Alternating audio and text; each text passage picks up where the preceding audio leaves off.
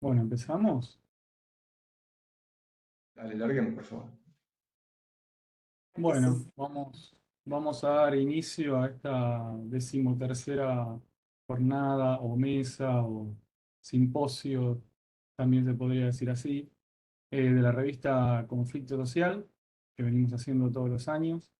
Y este año veníamos charlando, bueno, me presento, soy Matías Artese y formalmente soy el director de la revista Conflicto Social. En realidad esto es un trabajo de equipo.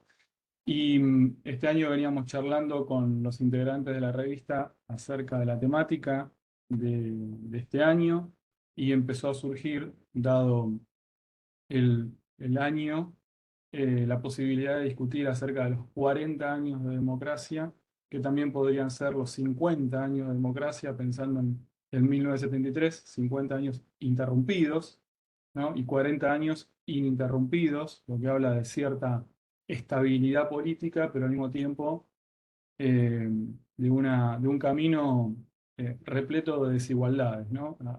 Hasta el día de hoy, cada vez más acentuadas, probablemente. Y en torno a estos temas es que quisimos invitar a nuestros expositores de hoy. Así que, sin mucho más, lo voy a dejar a Jorge para que presente a los expositores del día y comencemos nomás. Bueno, gracias Matías. Bueno, buenas tardes. Yo soy Jorge Castro, integrante de la revista. Voy a coordinar las presentaciones. Ya habíamos hablado con nuestros expositores, van a tener un tiempo de aproximadamente 20 minutos para que después quede tiempo para poder hacer preguntas. A todo el público lo que le pedimos es que en el chat vayan escribiendo las preguntas o comentarios que quieran hacer y una vez que termina la ronda de presentaciones las vamos transmitiendo a los expositores.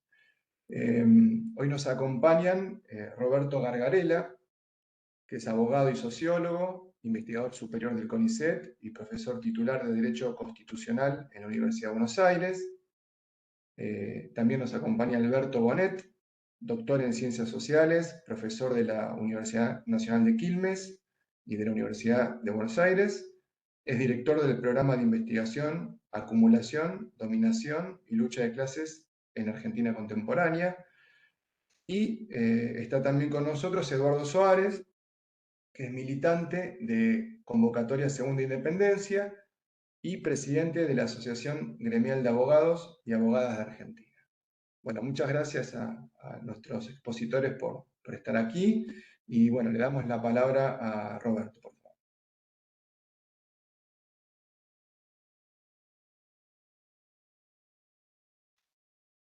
Hola, buenas noches. ¿Me escuchan? Mi nombre es Roberto Vergarela. Estoy hablando desde el extranjero con una conexión que espero se pueda sostener bien. Y en todo caso, disculpa si hay alguna discontinuidad y yo retomaré enseguida.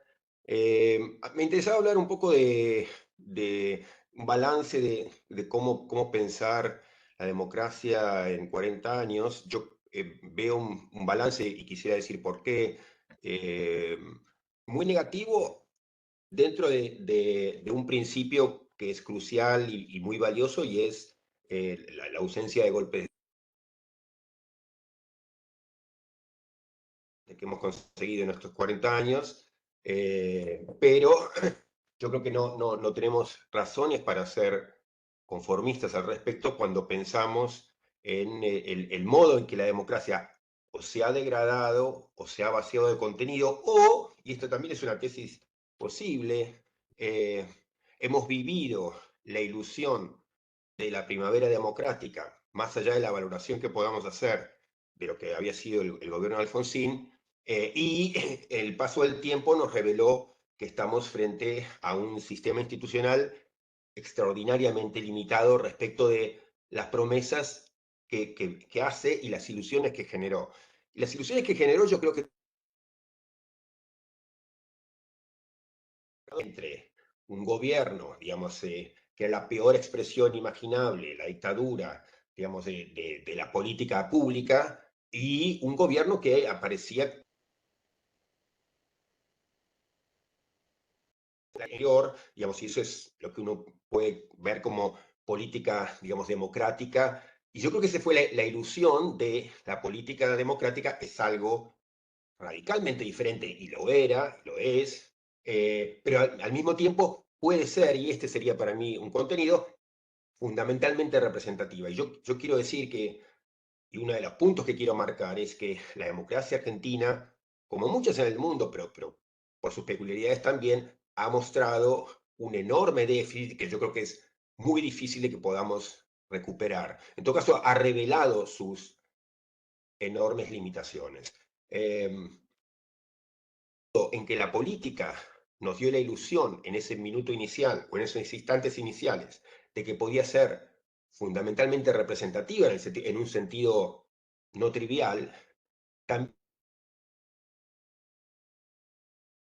la justicia, que digamos así, aporte de la democracia argentina de ese primer momento, que fue el juicio de las juntas, que ahora también vamos a cumplir 40 años, y yo creo que el juicio de las juntas, para mi generación y las generaciones, digamos, que me anteceden, digamos, fue en particular para quienes tenemos algún interés en derecho, pero yo diría en general para todos, una muestra de, la justicia puede ser esto, la justicia puede ser, o sea, el sistema judicial puede ser algo que no habíamos visto hasta entonces y que en el mundo no se había visto, que es un sistema capaz de sentar en el banquillo de los acusados y tratar como ciudadanos iguales a los peores, a las peores expresiones, digamos, de las peores. Y yo creo que mi generación y las que me antecedieron vivimos con esa ilusión importantísima generado por ese momento inicial, tanto de una política que aparecía como puramente representativa, o sea, fuerte, más de la particular que hagamos del gobierno de Alfonsín, y la justicia como un modo de sentar en el banquillo de los acusados y tratar civilizadamente aún a los peores autores de los peores crímenes imaginables. Esa ilusión es la que en el paso de los 40 años, digamos, advertimos que se había ido vaciando de contenido o que no era aquello que esperábamos o que esa promesa no se mantuvo en el tiempo. ¿Por qué? Porque lo que empezó a primar, y eso va a ser un poco el cierre de la presentación de hoy, es lo que hoy creo que vemos, que es una política con una tremenda incapacidad de representación, no solo en Argentina, pero países como Argentina lo expresan de un modo dramático, la capacidad representativa, y eso yo creo que es un drama de la democracia argentina y de la democracia global, que es la dificultad de representar como en un momento se pensó que se podía representar, y la justicia, digamos, se ha revelado también como algo muy distinto de aquello que pensamos que podía llegar a ser, y es una justicia en un punto en servicio de la impunidad de la propia clase dirigente. Ni siquiera diría yo, digamos, la justicia dirigida ideológicamente contra un cierto proyecto. No, la justicia participa, digamos, de un pacto, si se quiere, corporativo, implícito, de que ciertas cosas y si se juegan, digamos, hechos, digamos, no se condenan. Entonces, eso es lo que hoy nos encontramos, digamos, con un sistema, lo que yo digo, y al mismo tiempo una política con una incapacidad representativa que creo que es, y por las razones que diré, irremovible. Insisto, problemas argentinos o de la variante argentina del problema, pero entiendo que es un problema extendido, digamos, propio de las democracias constitucionales. Digo dos cosas muy breves sobre elementos estructurales que explican esto y luego en todo caso doy algunos detalles, digamos, de la variante argentina. Pero las democracias constitucionales, yo creo que desde su nacimiento muestran dos marcas que hoy explican la pobreza de los resultados. Uno es que creo que las democracias constitucionales se hicieron en vía política que hoy ya es irreconocible. Si se quiere decir, para decirlo metafóricamente, o con una imagen, es como si se hubiera hecho un traje para un cuerpo, póngale, de un niño de 4 años, que bueno, que cuando el cuerpo cambió por completo, se quiere seguir insistiendo con ese traje. Ese traje no puede servir más a su función. Entonces uno prueba, bueno, estiramos las mangas, agregamos botones, tratamos de ampliarle, digamos, pero es un traje que fue pensado para una sociedad que no está más. Y una sociedad que no está más, esto es lo que yo llamo la sociología política, no en el sentido, una sociología política errada, no en el sentido trivial de hoy somos más gente. Eso ocurrió y es difícil personas que a unas miles. Eso es cierto, pero diría es un punto trivial. Hay algo mucho más sustantivo. Yo creo que desde el pensando que toda la sociedad era unas sociedades divididas en pocos grupos, homogéneos internamente, y que podían ser incorporados por eso mismo al sistema institucional. En la idea aristotélica de la constitución mixta, en la idea, repito, en la idea aristotélica de la constitución mixta, la idea es, bueno, tenemos al populus, tenemos o al pueblo, digamos, tenemos al sector aristocrático. Esa es la idea de la constitución mixta. Hay distintos órdenes y todos pueden ser integrados. En la idea constitución tenemos la Cámara de los Lores, la Cámara de los Comunes. Básicamente es posible representar a toda la sociedad. El lenguaje norteamericano, que no quiso usar el lenguaje elitista inglés, pero fue lo mismo, digamos, hay mayorías y hay minorías, las mayorías y minorías las podemos representar. En el Congreso, en la Cámara Baja, a las mayorías, a las minorías, si se quiere, poderosas en el Senado, cosas por el estilo. Pero siempre la esencia es, la sociedad está dividida en pocos grupos, homogéneos internamente, con lo cual unos pocos bastan para sentar a todo el conjunto porque tienen el mismo interés. Esa idea de la sociedad simple, si se quiere, se mantuvo con nosotros hasta, yo creo que bien entrado el siglo XX. La idea misma de el Partido Laborista o los partidos obreros tenían esa idea. Si nosotros conseguimos que representantes de la clase obrera lleguen al Parlamento, tenemos ya la mayoría de la sociedad ya repetido. Bueno, yo creo que, digamos, lo que empezamos a advertir en las últimas décadas fue que nuestras sociedades, yo creo que siempre fueron, pero en todo caso hoy heterogéneas, donde hay no solo miles de grupos, sino grupos heterogéneos. Entonces, yo no puedo decir, tengo 3 mujeres en el Congreso, representé a las mujeres. No, hay mujeres de todo tipo, y clase obrera. Tengo 3 obreros en el Congreso, y clase obrera representada. En ese sentido, yo creo que la ilusión de la representación plena de la sociedad estalló por el aire, y eso es irrecuperable. El Congreso pensado a la principal institución representativa, fue pensado para una sociedad que yo creo que ya en ese momento no era lo que era, digamos, se describió, pero se pensó en una sociedad simple que podía ser plenamente representada. Esa ilusión hoy en sociedades multiculturales, heterogéneas, compuestas por miles de grupos, como diría, digamos, alguno, nuestra identidad no está definida porque soy obrero, o porque soy lesbiana, o porque soy a favor de las armas. Soy 1000 cosas. Entonces, en ese sentido, miles de grupos heterogéneos y además compuestos por personas que no se definen por un rasgo de la identidad. Entonces, hay un punto de sociología política que hace irrecuperable lo que en un momento, el proyecto que en un momento se tuvo en mente. Hay otro punto que es peor, no me detengo demasiado, pero es más importante tal vez, que nuestras democracias constitucionales estuvieron basadas desde el primer minuto, y no suscribo una teoría conspirativa, sino descriptiva, digamos, en una concepción elitista basada en, yo diría, una fuerte desconfianza de la capacidad democrática de la ciudadanía, de la capacidad de racionalidad de la ciudadanía. se explican por esa desconfianza. Anécdotas de la Constitución argentina. Ni siquiera se animó la Constitución argentina a hablar de nosotros el pueblo, no, nosotros los representantes del pueblo. El pueblo desde el minuto uno, la idea fue una idea de desconfianza democrática. Y todo nuestro sistema institucional, cada una de las instituciones, una por una, en Argentina, yo diría más allá de Argentina, obviamente, expresa esa filosofía de la desconfianza, esa filosofía política de la desconfianza democrática.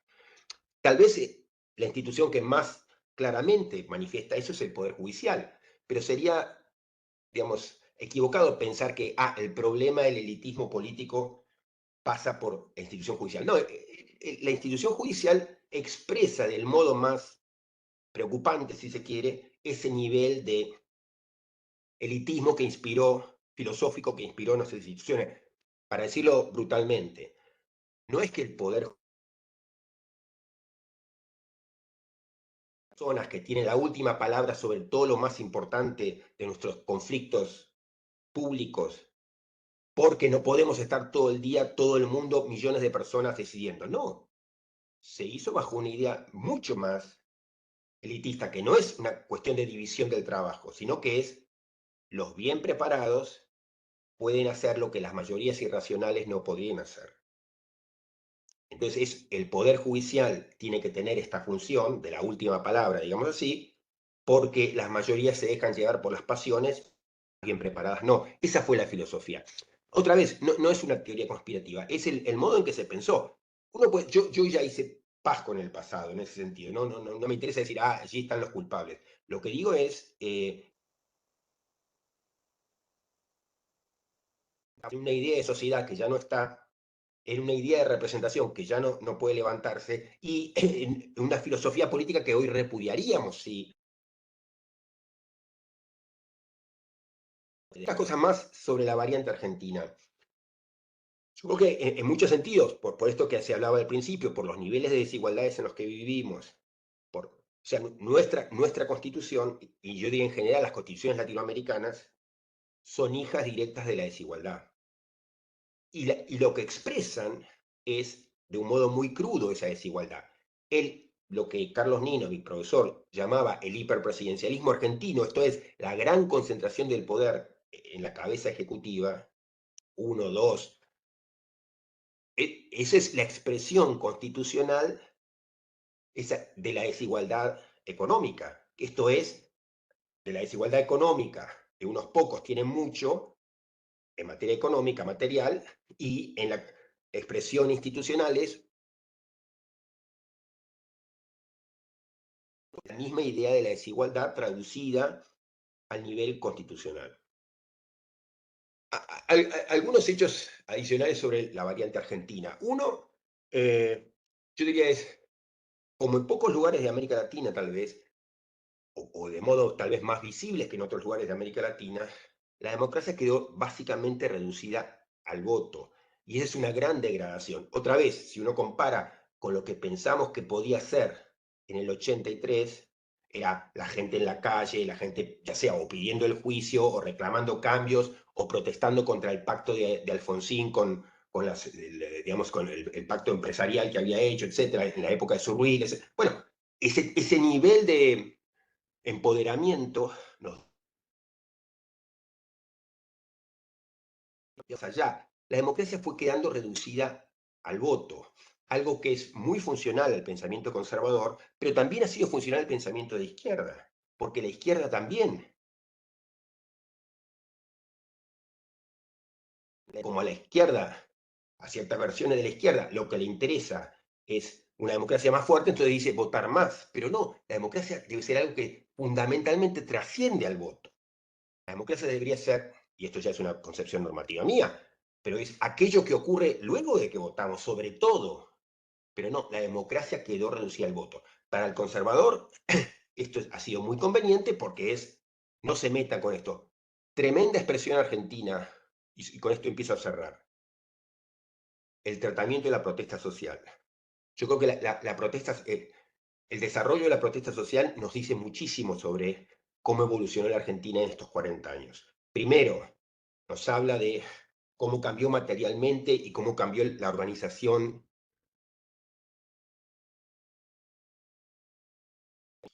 de, digamos, de las clases más desaventajadas, de seguir organizándose y seguir reclamando por lo que entiende que es propio. En el primer gran caso decidido por la instancia penal más alta argentina en materia de protesta social, que fue el caso Schifrin del 2001, la justicia, uno de los argumentos cruciales que usó para condenar a Marina Schifrin fue: usted no puede hacer lo que hace porque democracia es votar. Lo dijo en un lenguaje un poquito más sofisticado que esto, pero fue como la expresión más brutal hecha por la Cámara Nacional de Casación Penal, o sea, la instancia más alta en materia penal, sobre cómo se empieza a entender en Argentina la idea de democracia y qué implica, a ver, usted es una sediciosa porque su función democrática se agota con el voto. Y usted lo que está haciendo es queriendo ir más allá del voto y eso lo vamos a castigar. Eso que es un fallo muy... Nos habla de, digamos, de lo que implica, lo que ha estado implicando la reducción de la democracia a la idea de voto. El voto por sí solo, hoy también, digamos, no puede hacer nada. Paréntesis, cuando se pensó originariamente en el voto venía acompañado de muchos otros instrumentos. Por ejemplo, para decir uno, no digo que es un instrumento bueno o que yo reivindicaría, la revocatoria de mandatos, para decir uno, o la rotación obligatoria en los cargos. Si pasan muchas de estas cosas, si tengo muchas de estas herramientas, bueno, el voto tiene sentido porque está acompañado de muchas otras herramientas que ayudan a blindar o tejer puentes o extender puentes entre ciudadanos y representantes. Hoy en soledad el voto no puede hacer nada, carga con toda la responsabilidad encima, o sea que, entonces, yo creo que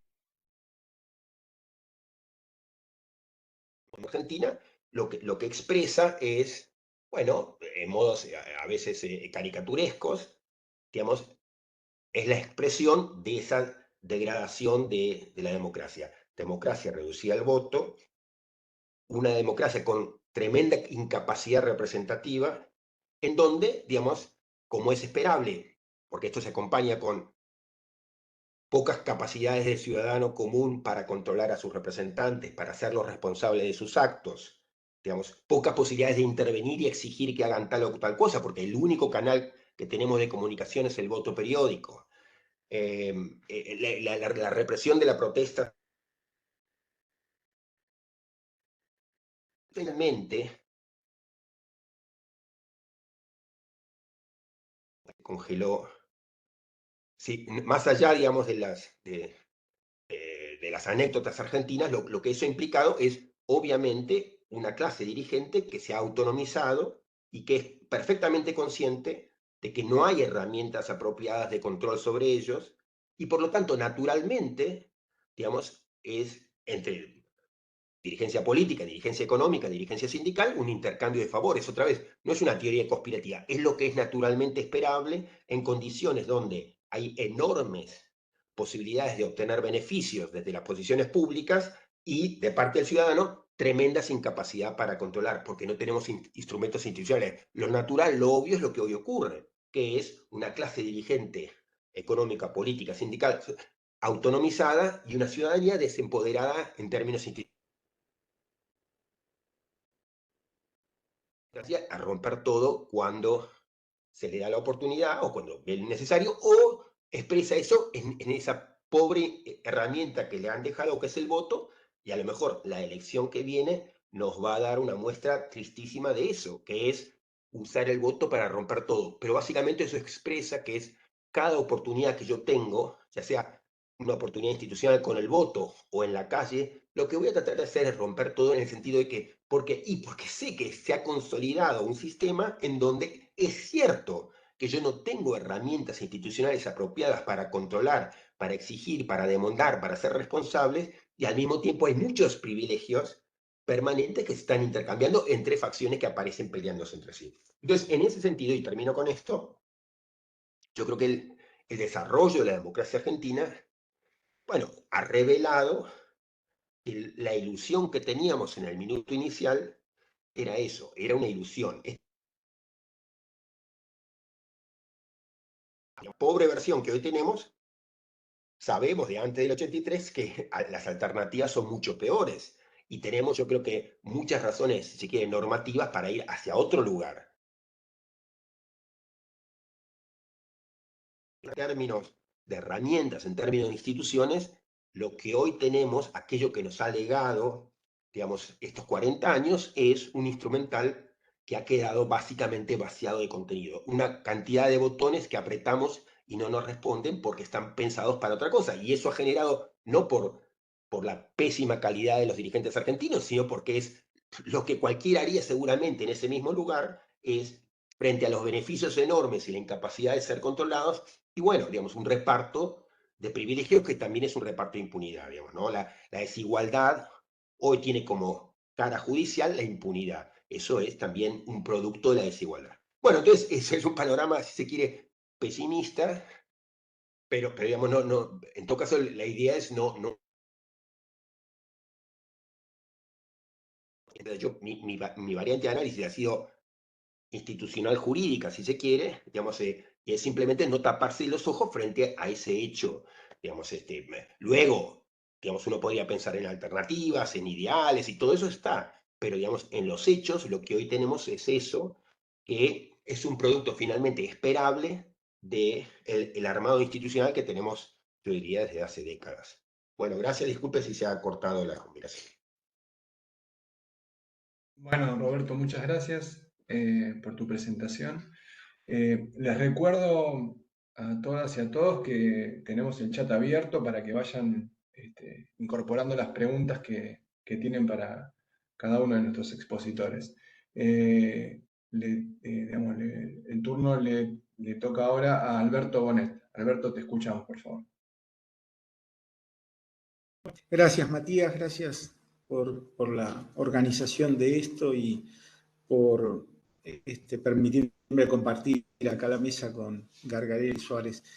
Sí, yo quería ceñirme bastante al tema de la convocatoria, tratar de esbozar algunos elementos para un balance de estos 40 años de democracia y, si llego, por cuestiones de tiempo, también algunas referencias a la coyuntura actual o al último periodo de la democracia en América Latina. El primer señalamiento, que lo hacía Gargarella antes también, es el señalamiento más inmediato, más patente, que es los 40 años, ¿no? O sea, el hecho de que estamos inmersos en el periodo de vigencia de la democracia capitalista de la historia de América Latina más extendido, más amplio, ¿no? Más prolongado. Y esa es la primera constatación y es una obviedad, pero es lo primero que hay que señalar, ¿no? La vigencia de un periodo muy prolongado de democracia en América Latina. Eso significa, hago dos apreciaciones sobre eso, eso significa, primero, la ausencia de golpes de Estado que dieran lugar a dictaduras militares durante este periodo, ¿cierto? Solo presenciamos, voy a hacer unas referencias empíricas porque necesito para mis argumentos, solo presenciamos básicamente golpes fallidos en América Latina, ¿no? Me refiero al de Pérez en Venezuela, al de Fujimori en Perú en el 2000, al de Chávez en Venezuela en el 2002, el de Toledo en Perú en el 2005.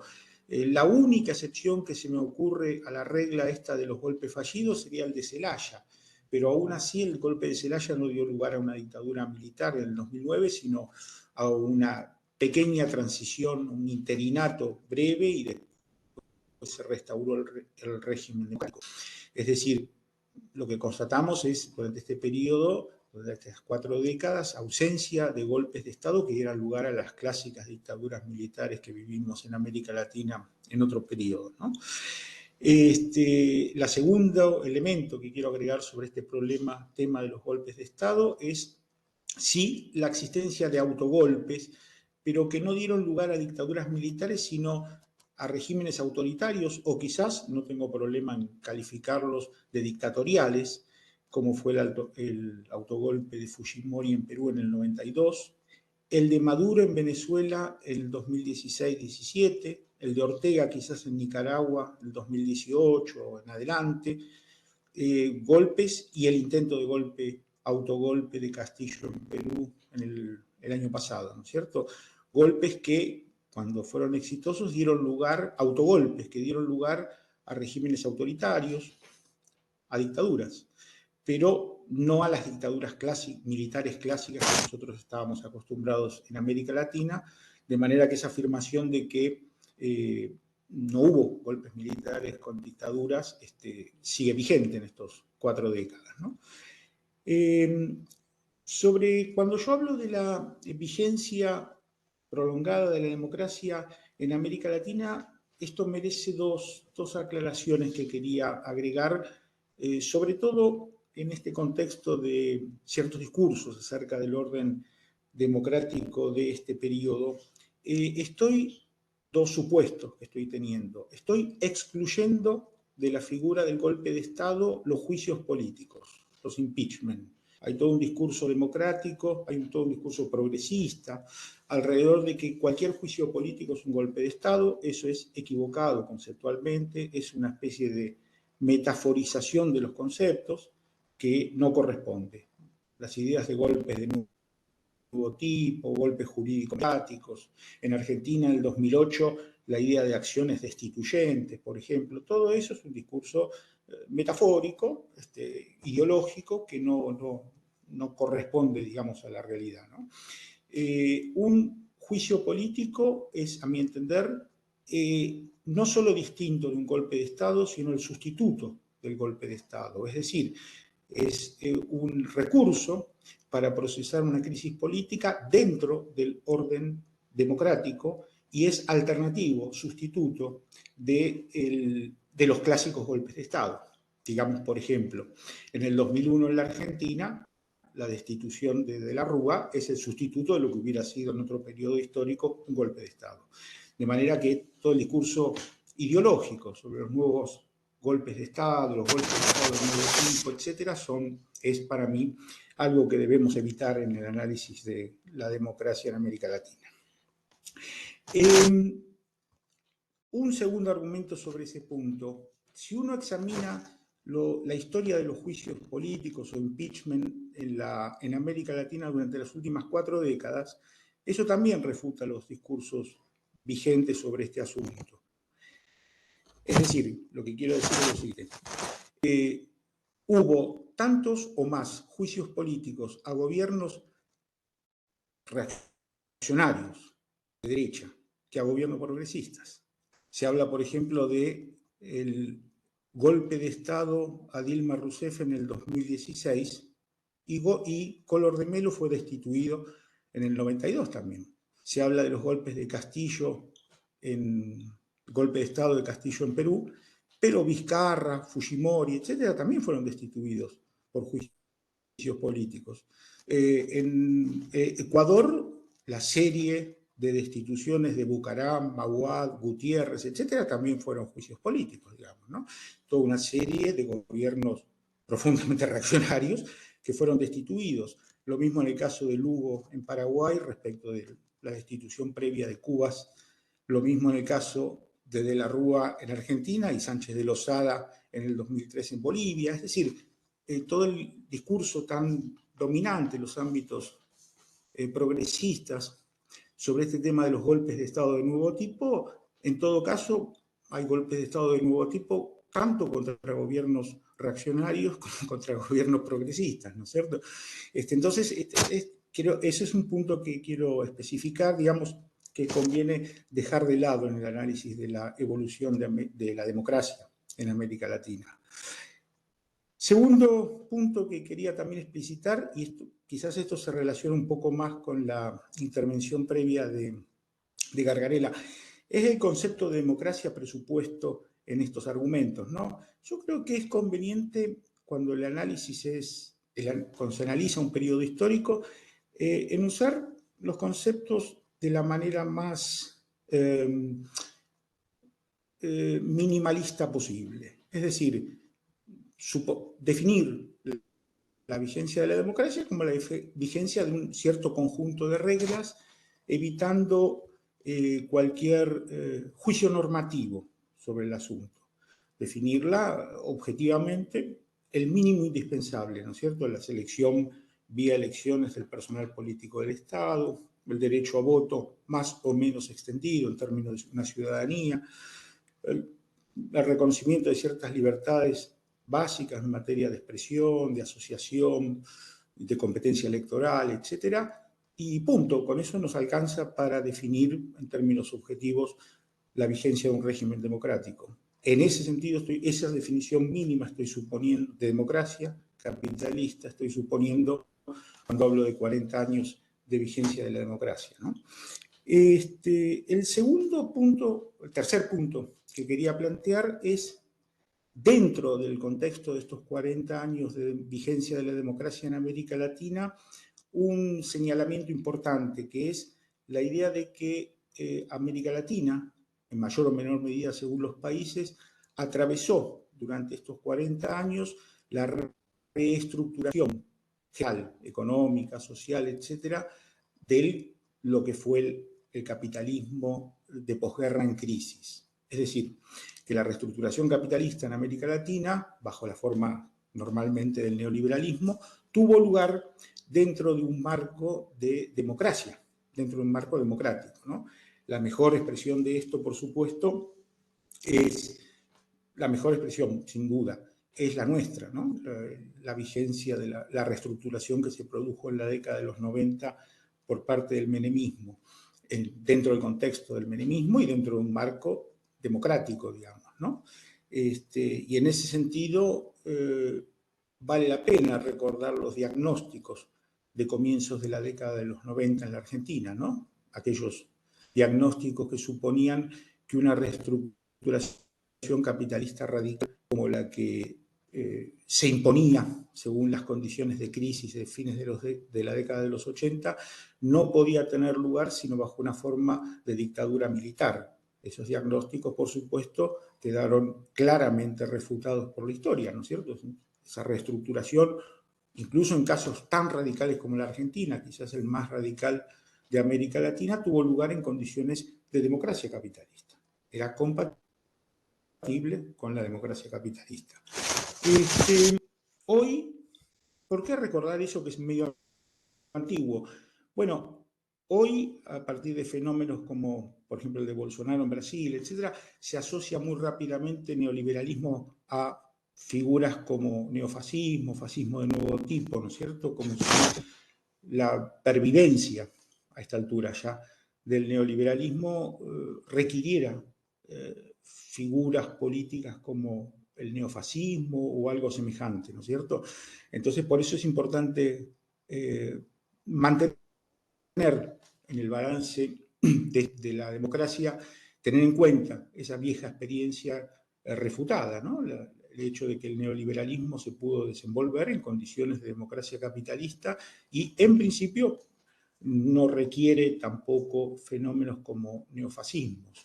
Lo que estamos viviendo, me adelanto con esto a la cuestión de la coyuntura, lo que vivimos en América Latina y quizás en Europa también con el surgimiento de las nuevas derechas, es el surgimiento de derechas neoliberales mucho más autoritarias, mucho más reaccionarias, si ustedes quieren, que las del pasado, pero no la figura de dictaduras o de neofascismos o ninguna cosa semejante, ¿no es cierto?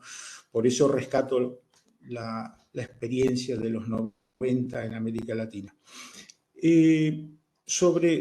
Porque voy ya avanzando en el tiempo, sobre las tendencias actuales, ya no históricas, sino actuales de la democracia en América Latina. O sea, me refiero a actuales, no a la coyuntura exactamente, me refiero a las tendencias vigentes desde fines de la década de los 90, comienzos de los 2000, ¿no? De este último periodo, esta última mitad de las democracias en América Latina. Dentro de ese contexto, que yo señalaba en primer lugar de vigencia de la democracia, vigencia prolongada de la democracia, sí se pueden identificar ciertas tendencias de este último periodo, digamos, específicas, digamos, de este último periodo.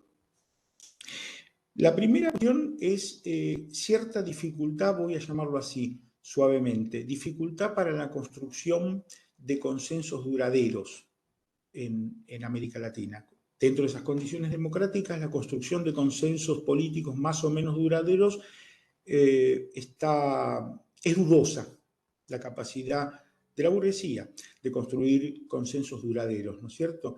Esto no implica una crisis de la democracia, tampoco implica necesariamente una crisis de representatividad en el sentido específico de una ruptura con los mecanismos representativos de la democracia capitalista.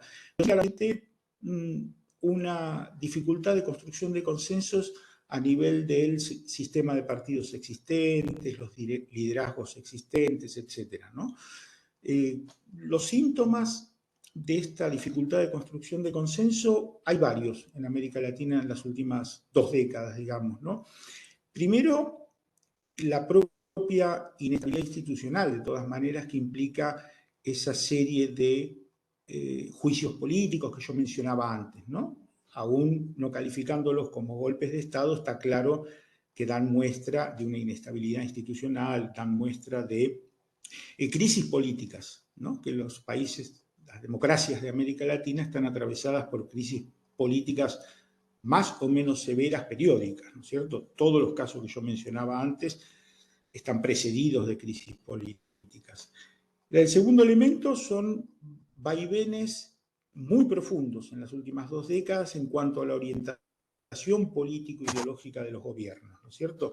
Los famosos ciclos, ¿no? La marea rosa, la reacción frente a la marea rosa, los vaivenes que atravesaron los gobiernos latinoamericanos, los cambios de gobiernos latinoamericanos en las últimas 2 décadas son muy pronunciados.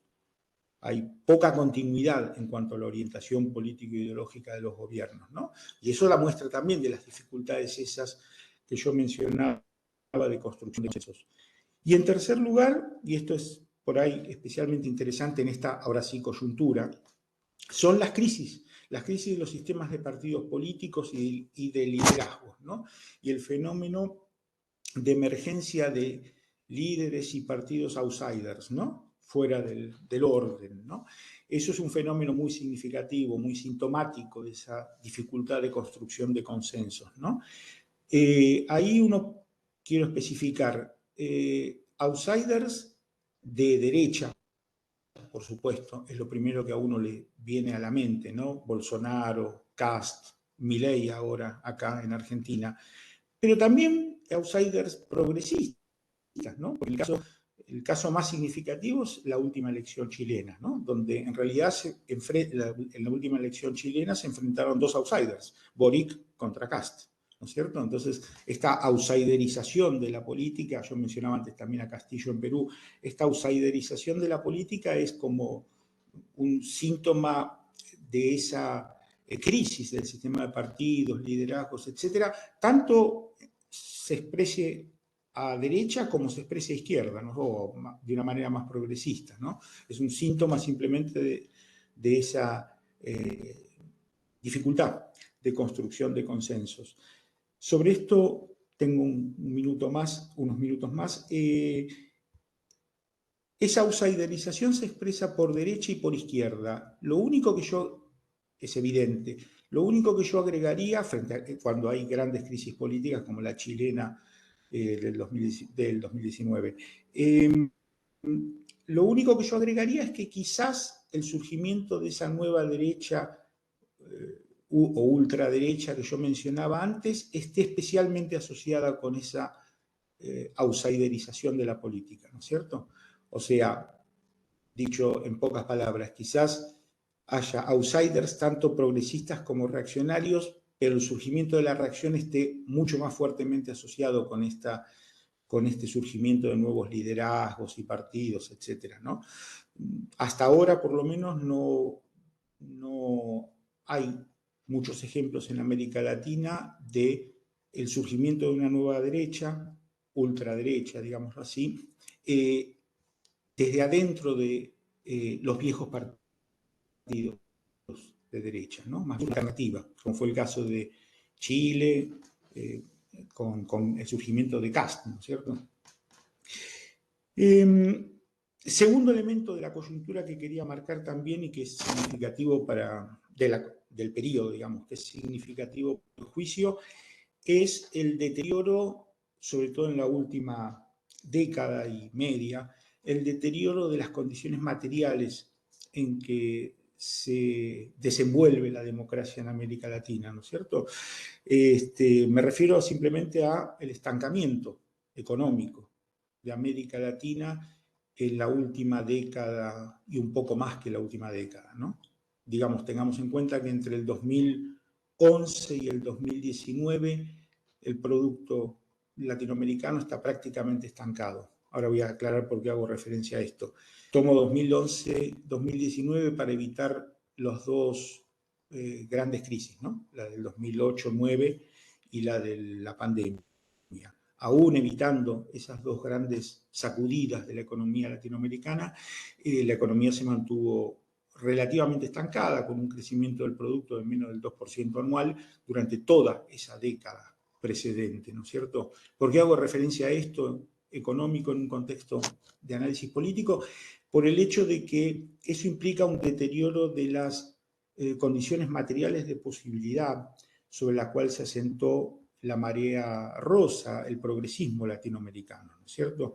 Lo que presenciamos hoy en América Latina en este sentido es un viraje, una tendencia hacia un viraje a la derecha de la política latinoamericana, ¿no es cierto? Una tendencia hacia la derecha. Acá en Argentina es obvio, pero creo que es un fenómeno más general, digámoslo así, ¿no es cierto? Una tendencia a la derecha, tanto por el ascenso de fuerzas de derecha al gobierno, lo que fue Bolsonaro en Brasil es el caso más relevante, por supuesto, como incluso en los casos de ascenso de fuerzas más progresistas a los gobiernos, una moderación creciente de esos gobiernos progresistas, ¿no? Cada vez es más indistinguible qué cosa es exactamente un gobierno progresista en América Latina, ¿no?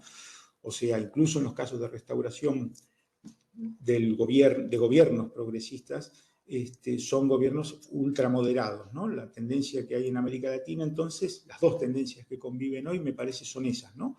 Dificultad de construcción de consensos duraderos y una tendencia, dentro de condiciones materiales más desfavorables, hacia un corrimiento hacia la derecha del político de esta democracia, ¿no? Bueno, ya me estoy quedando sin tiempo, me quedo sin tiempo, así que algunos elementos para la discusión. Después, en todo caso, con las preguntas, etcétera, especificamos algunas de las cosas que venía planteando. Gracias. Bueno, Alberto, muchas gracias. Es el turno de Eduardo Suárez, por favor. Eduardo, te escuchamos.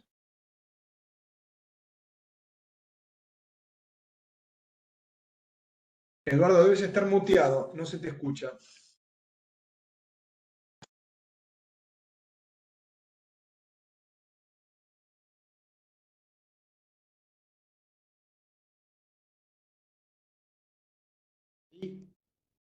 Hola, ¿ahí está bien?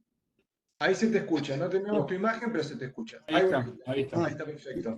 ¿La imagen también está? Sí, sí, te vemos también. Bueno, gracias a la revista, a los compañeros y compañeras que organizaron esta actividad, y les mando un saludo tanto a Alberto como a Roberto, que me precedieron, y también a la audiencia. Voy a dejar primero claro en qué concepto nosotros evaluamos la democracia actual y anterior. En el marco de qué concepto, para saber qué tipo de pensamiento tenemos. Es más fácil debatir y discutir entendiendo qué piensa el otro, desde dónde hablamos.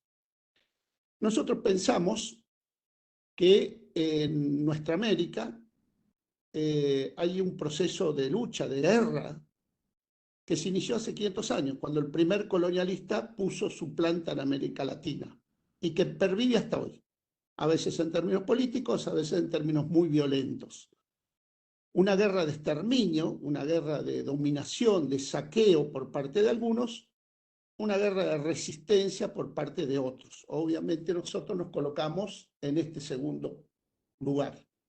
Siempre decimos a nuestros compañeros, si un compañero nuestro hubiera estado en el siglo XIV, XV, qué sé yo, XVI o XVII, hubiéramos estado de este lado, en este lugar. Esto es lo que nos determina a explicar qué es lo que pensamos de la democracia de hoy.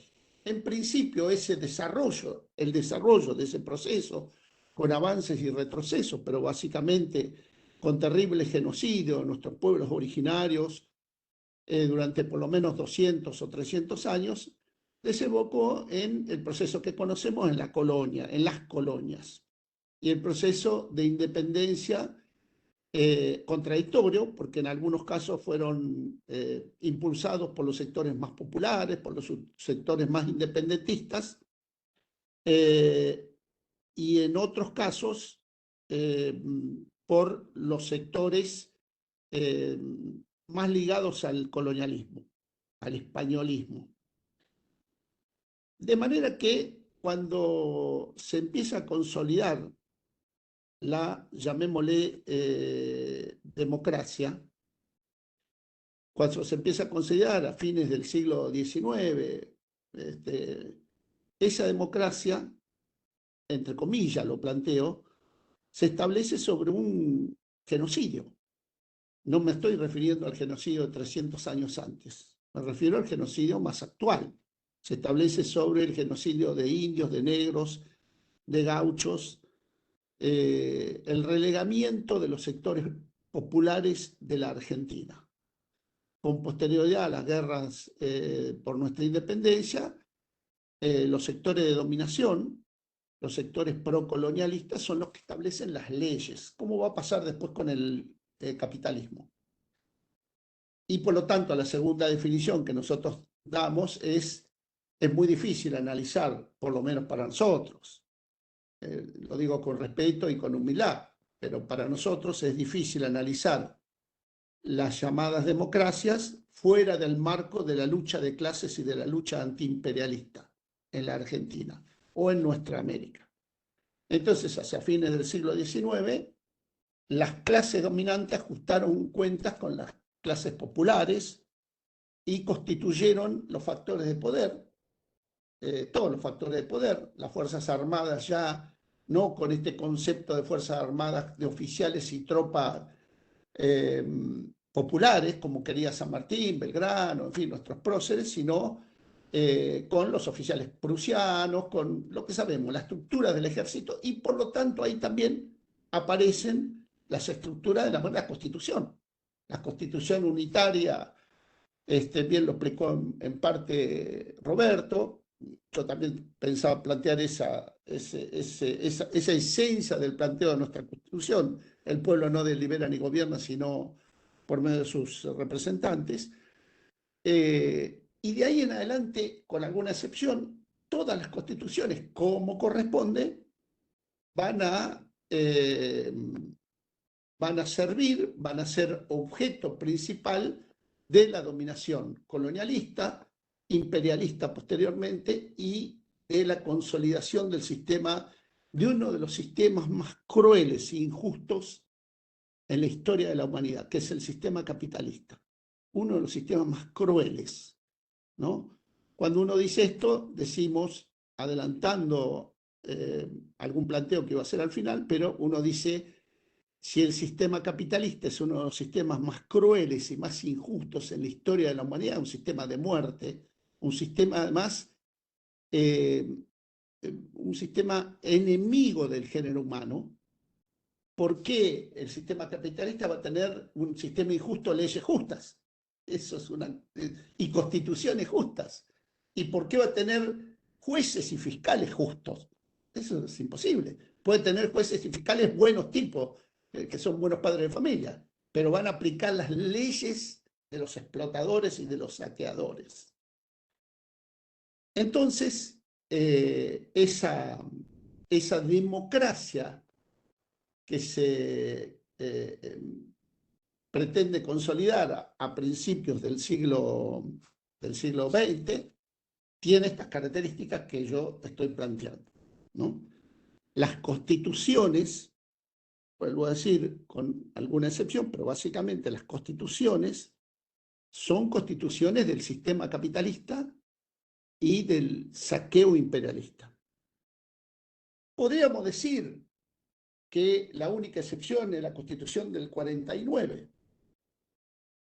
Pero esa Constitución, justamente por pretender, aún dentro de los marcos del sistema capitalista, incorporar otros conceptos respecto de la democracia y respecto de la igualdad, respecto de la equidad, duró muy poco tiempo. Entonces, ese proceso también explica la rebelión de los pueblos en relación a la democracia. Esa lucha de clases y esa lucha antiimperialista que como yo digo, se fue desarrollando desde los inicios, de los albores de nuestra independencia patria, conducida, constituida en contra de las clases dominantes que se hicieron del poder, y eso es lo que explica el genocidio, el arreglo de cuentas con nuestros gauchos pobres del interior, con nuestros caudillos, la guerra del Paraguay, uno de los primeros genocidios en los que nosotros somos principales responsables, haber llevado al Paraguay a la Edad de Piedra. Todo eso se hace en nombre con tipos, en teoría, elegidos por el voto. Después vemos si eran truchos y qué sé yo. Pero lo concreto es que había una constitución, leyes, gobernantes elegidos, y esto es lo primero que también nos llama la atención, nos constituye como críticos a la democracia en sí misma. Con estas democracias se han hecho todo eso. Y con posterioridad, nosotros, ¿qué es lo que hemos visto en estos últimos 50 años? En los últimos 50 años vimos, en principio, el golpe militar. Yo tengo 71 años, hasta mis 20 y pico no vi nunca a mi papá votar. Y la generación mía, todos saben, yo milité en los Montoneros, la generación mía no tuvo otra alternativa que alzarse contra esta democracia fraudulenta, trucha, o democracia que era golpe tras golpe militar, y que de alguna manera, en gran medida, la rebelión contra esa democracia tenía que ver con el alza en la lucha de clases y la lucha antiimperialista. Y llegó un punto hacia fines de los 60, principios de los 70, donde no sé si decir que estaba equilibrada esa lucha de clases, pero estaba muy avanzada, muy avanzada. Esa lucha de clases estaba muy avanzada, antes del golpe. El golpe militar, en nuestra concepción, vuelvo a decir, para nosotros, el golpe militar tuvo que ver con que esa misma lectura que nosotros tenemos la tuvieron los enemigos de la Argentina y los enemigos de la humanidad. Lo tuvieron básicamente los gringos del norte. Tuvieron esa misma visión. A ver, che, ¿qué pasa en la Argentina? ¿Qué está pasando? Me imagino yo discutiendo esto en el Departamento de Estado, en la CIA. No, y en la Argentina hay un quilombo bárbaro, están avanzando las orgas revolucionarias, la clase obrera está en un nivel alto de ebullición. Ya el problema no es patrón contra obrero, sino organizaciones que disputan el poder. ¿Cómo es eso? Sí, disputan el poder. Están disputando el poder, no están disputando otra distribución de la riqueza. Están disputando el poder. Bueno, entonces hay que intervenir. Hay que intervenir en esa lucha de clases a favor, incluso esa lucha de clases se dio claramente también dentro del peronismo, de cómo se hubiera generado esa lucha de clases dentro del peronismo. El peronismo podía haber sido un vehículo para la transformación de la sociedad, quizás para una sociedad sin explotadores ni explotados, quizás para la restitución de la Constitución del 49, quizás para algo más, o podría haber sido un vehículo para la profundización del capitalismo y para la penetración del imperialismo, del saqueo, de la explotación. Entonces,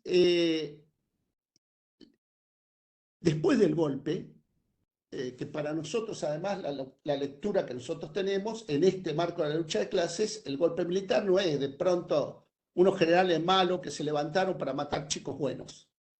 El golpe tenía que ver con esto, con un proceso que se había iniciado 100 años antes, para nosotros, con un proceso que se iniciaba 100 años antes, y el golpe militar tuvo que ver con la irrupción de las fuerzas estratégicas del imperialismo, como eran las Fuerzas Armadas, ya no desde hacía más de 100 años, o 100 y pico de años, ya no eran esas fuerzas populares, nacionales de Belgrano, de San Martín de Güemes, sino eran las fuerzas del imperialismo, instruidas por el imperialismo y con la instrucción clara política también de consolidar el sistema capitalista. Y el golpe vino a hacer eso, vino a exterminar a las vanguardias en esa lucha de clases. ¿Y qué tiene que ver? Y preservar en el peronismo y fuera del peronismo las direcciones que hoy están, que, no son, que pueden ser los nietos de eso, pero que ideológicamente son lo mismo.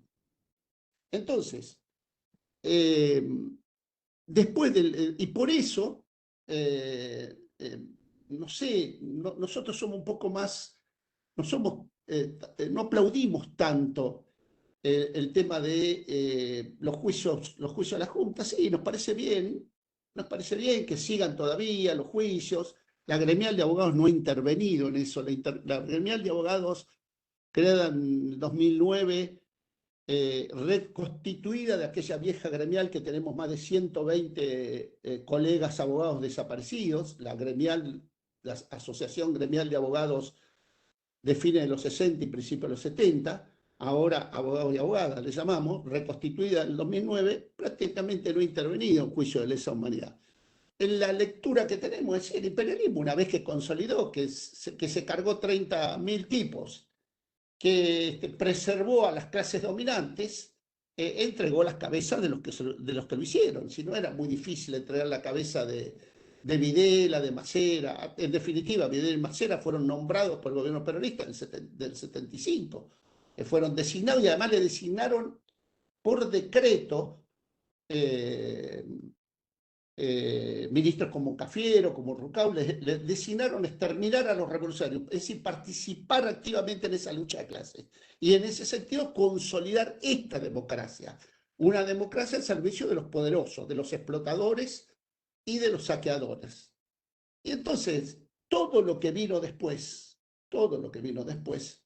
tenía que ver con eso, es decir, el gobierno de Alfonsín consolidó ese programa de Martínez Bios, consolidó las leyes de la dictadura, no las atacó de ninguna manera, no produjo ningún cambio en esa democracia, al contrario, vinieron a decirnos que con la democracia se come, se educa, y es cierto que hubo sectores muy importantes de la sociedad que lo creyeron. Hoy eso no lo cree nadie, porque esta democracia sí está con un nivel de crisis altísimo, porque en efecto, grandes sectores populares, cuando vos tenés el 50% bajo la línea de pobreza y en ese 50% el 50% en la indigencia, entre ellos 8 o 9 millones de niños, está claro que esta es la democracia que pretenden continuar. Esta es la democracia que se consiguió en el marco de esta lucha de clases, de esta lucha antiimperialista que estoy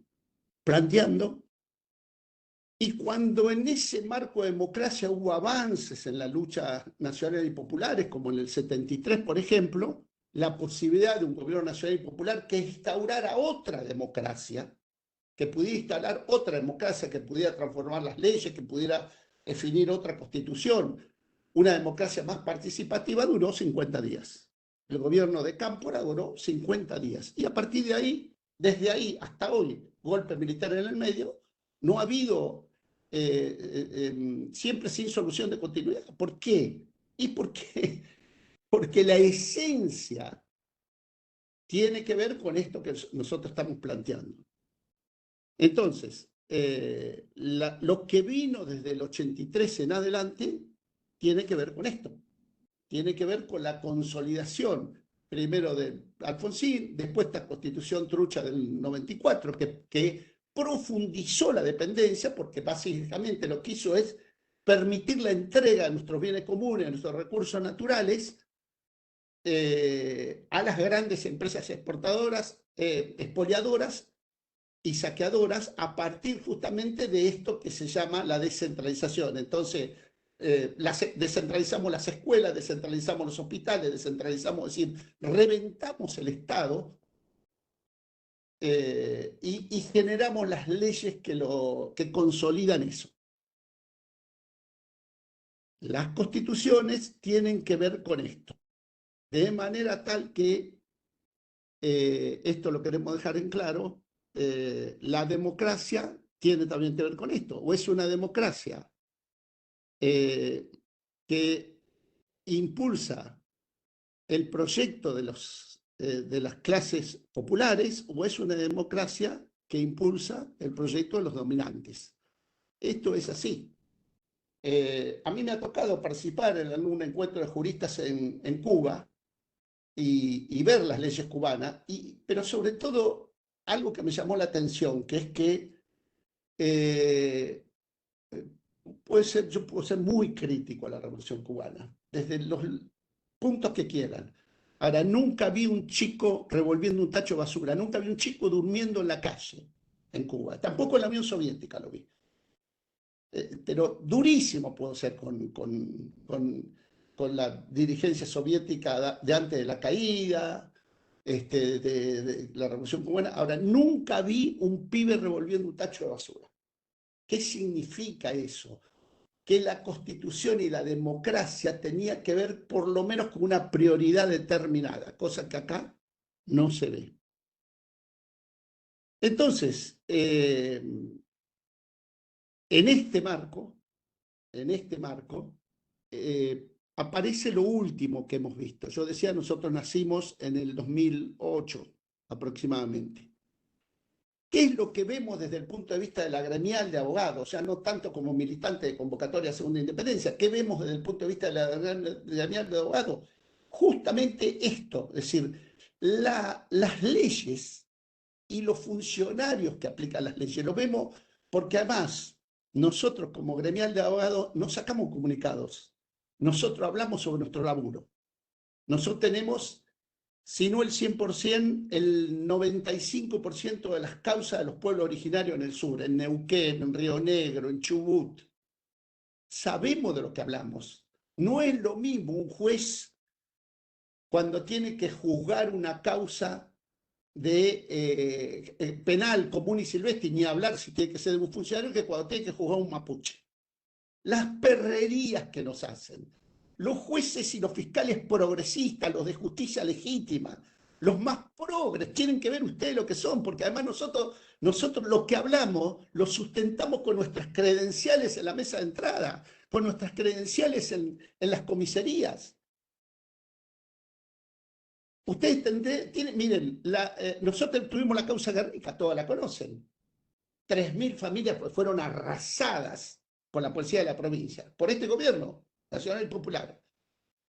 En una reunión con la intendenta, pero además que estaban altos funcionarios nacionales y provinciales y los delegados, la intendenta nos dijo en la cara, miren, ¿saben qué pasa? Es imposible ganarnos, porque yo cuando llegué saqué a todos los fiscales que no me respondían y puse a los míos. Y para mí tiene más importancia los 7 cantres que hay acá que los 3.000 tipos que están ahí adentro. Entonces, o arreglan y negocian conmigo, yo los voy a arrasar. Y arrasó. Esta es la democracia que tenemos. Nosotros estamos defendiendo a Cristian Díaz, que está en Cana hace 4 meses y se va a comer un año más, porque publicó en Facebook una adhesión a las luchas del pueblo palestino. Y ni hablar la cantidad, hemos tenido pero decenas de casos, en pleno gobierno nacional y popular, la década ganada, fue el gobierno que más presos políticos tuvo, fue el gobierno que más desapariciones forzadas tuvo, fue el único gobierno en democracia que fue condenado, en el caso de Iván Torres, por desaparición forzada. El gobierno que fue condenado por desaparición forzada, por fallos de la CID. Entonces, esta democracia, en definitiva, y para ir terminando, porque también se me acaba el tiempo, esta democracia tiene que ver con esto que estoy diciendo, en el marco de la lucha de clase y de la lucha antiimperial. Esta democracia va a ser torpedeada y va a ser torpedeada por los sectores populares, porque además es cierto que la gente va a tender a romper todo, sea con el voto, sea romper todo en sí mismo no dice nada, como la democracia en sí mismo no dice nada. Lo que dice mucho es si se rompe todo en función de proyectos organizados, de proyectos organizativos. La gente en la calle rompiendo, como pasó el 19 y 20, que pusimos 40 muertos, no afectó la democracia. ¿Por qué no afectó? Porque no había vanguardias, porque no había organizaciones que pudieran tener en la cabeza un nivel de organización para decir, yo desalojo del poder a los que nos están haciendo esto, lo sustituyo por los que representan los sectores nacionales y populares y creo una nueva democracia, una democracia de nuevo tipo, con otra constitución, con otras leyes, con un nivel distinto de repartición de la riqueza. Incluso nosotros que reivindicamos en ese marco, más allá de la lucha de clase del peronismo, el 50-50 famoso, el 50-50 de la década del 50 del peronismo, 50% en el marco ese del proyecto del peronismo en la comunidad organizada, que tanto reivindican, que dice, bueno, se llegó al 50-50, nunca antes ni después del peronismo se llegó al 50-50, al 50 para la burguesía, al 50 para la clase obrera, así todo no es equitativo, porque si acá nosotros ponemos 10 tipos, 8 pertenecen a la clase obrera y 2 a la burguesía, le damos el 50 a la burguesía y el otro 50 a la clase obrera, igual es inequitativo. Es decir, igual está en el marco de esta democracia que hay que cambiar, que hay que torpedear. Las leyes de nuestros explotadores no hay que obedecerlas. Las constituciones truchas que permiten los actores, es una cosa loco. ¿Cómo vamos a permitir que sigan dominándonos? Y la única manera es cambiar esta democracia. Esta democracia como está instalada desde hace 40 años, justamente, miren, 40 años, el tiempo que yo tengo de abogado, 40 años. Es decir, después de salir de la cana, de las pocas materias que me faltaban, la cana no se puede estudiar, las pocas materias que me faltaban antes de caer en cana, y hace 40 años. Y hace 40 años que esta democracia es así. Es una democracia instaurada por los enemigos de la Argentina. Solo gobiernos que expresen claramente los intereses nacionales y populares, que se despeguen del sistema capitalista y del saqueo imperialista, podrán establecer otra democracia. Eso no hay duda. Y la utopía de lo que yo estoy diciendo, la utopía de lo que yo estoy diciendo, en los costos, los terribles costos que el pueblo argentino o que los pueblos de nuestra América, porque esto también pone en crisis las democracias en otro lugar. Colombia, 50 años de guerra interna y siempre con gobierno elegido democráticamente. 50 años. Paraguay, si algo conoce la gremial de abogados, Paraguay. Gobiernos elegidos por el voto popular, incluyendo Lugo, que fue uno de los que más persiguió a los campesinos paraguayos. Si hay algo donde estamos metidos, la gremial de abogados, es en el tema de Paraguay. Gobiernos elegidos democráticamente que masacran al campesinado paraguayo, que están en ese marco de la lucha entre los latifundistas que tienen todo y el campesinado que no tiene nada, se ubican del lado de los latifundistas, aún los progresistas. Entonces, decir que un gobierno es elegido democráticamente no dice nada. Decir que es un gobierno democrático no dice nada.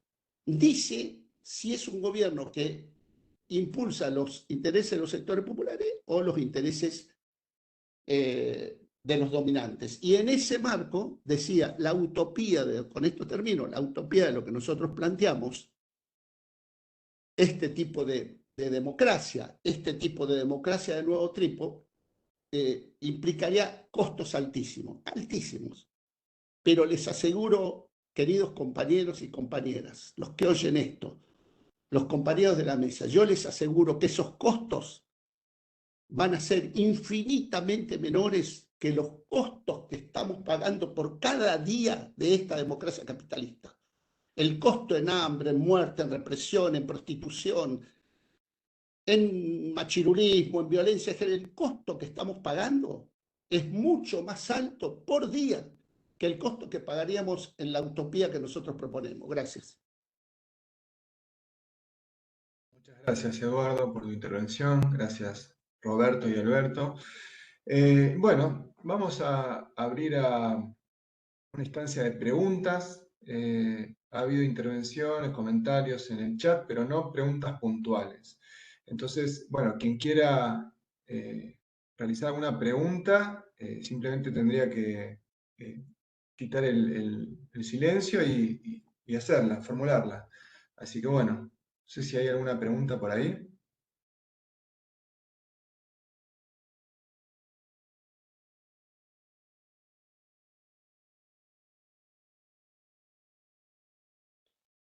Bueno, mientras que se animan y realizan la pregunta, yo anoté dos cuestiones que me gustaría preguntarle. Una de ellas a Alberto. Alberto mencionó la cuestión de la outsiderización de la política, por izquierda y por derecha, o por derecha y centro izquierda. Y en ese caso, Alberto, mencionaste la cuestión del crecimiento de la derecha en la Argentina. ¿Cómo estás interpretando el fenómeno Milei, que no es solamente Milei, por supuesto, que por supuesto es la consolidación del PRO, ¿no? Pero ¿qué perspectiva le ves más allá de lo electoral? Eso para Alberto. Y para Roberto, mencionó, bueno, esta idea de la democracia vaciada de contenido, el voto para romper todo, ¿no? Y entiendo que detrás de ese diagnóstico, Roberto, vos tenés como algún tipo de, o imaginás algún tipo de camino para que por lo menos desde lo institucional por lo menos pueda haber una democracia con mayor contenido. Bueno, esas son mis preguntas hasta ahora. Pablo Bonavena pregunta, ¿cómo se interpreta el ausentismo creciente en las elecciones? También, no sé para quién está Pablo la pregunta, pero puede ser para la mesa. Ahí está. Si quieren digo una cosa, digamos, sobre alguna de las preguntas. También vinculado con alguna de las cosas que se dicen en el chat. Yo en general, digamos, tiendo a pensar que no hay mucho de lo que a veces se comenta como en América Latina y en Argentina en particular, como apatía política o, digamos, como, digamos, expresiones de irracionalidad o de ignorancia política. Y no por endiosar del modo contrario. Yo creo que lo que hay es todos, cuando advertimos que los instrumentos que nos ofrecen no nos sirven, promesas para que vayamos a una fiesta donde la torta la comen otros, bueno, uno, digamos, le invitan a participar, bueno, y no porque, pero no porque no le interese la vida pública, no, hay miles de ejemplos que muestran lo contrario, hay mucho interés en la vida pública. Lo que hay es un acto, yo diría, racional, si se quiere, o completamente sensato, para decirlo en otros términos, de resistirse a aceptar ciertas invitaciones que uno históricamente ha aprendido que, digamos, o uno termina mal porque termina siendo procesado, o, digamos, uno no recibe aquello que se suponía que iba a recibir, sino que el beneficio se lo lleva a otro. Entonces, yo lo que creo que es eso, que no, y que la abstención es un acto consciente, digamos, y es un acto político importante. No, entonces reivindicaría, digamos, no como el pueblo no se equivoca, sino como que todos somos personas conscientes políticamente que hemos aprendido a partir de la historia, digamos, que el sistema ha quedado muy vaciado de herramientas y que las herramientas que tenemos disponibles no están sirviendo. Por ahora diría eso.